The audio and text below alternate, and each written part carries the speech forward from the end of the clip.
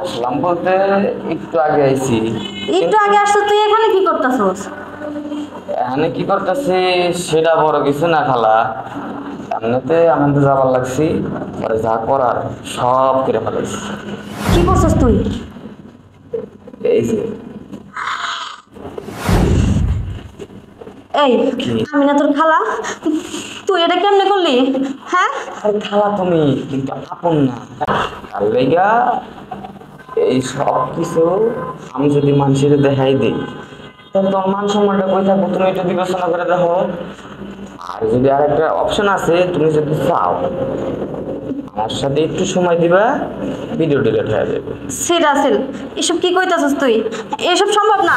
দেখ রাসেল, আমি তোর আপন খালা না, ঠিক আছে, কিন্তু তোর খালা তো। তুই এই কাজটি কিভাবে করলি?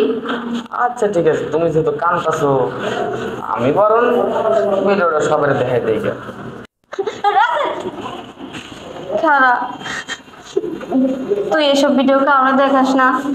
তুই যা কইস আমি এটাই করুম, সমস্যা নাই, কিন্তু তুই ভিডিওটি ডিলিট করে দিস।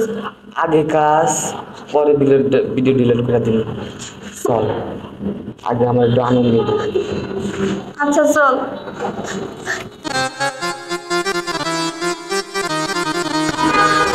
এই যে এইখানে বসে।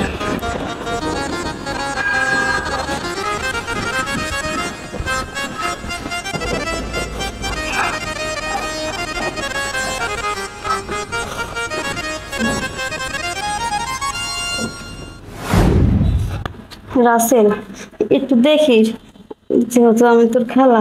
খালি না ওই খেলা, মার মধ্যে দেওয়া চোরে ঠেলা।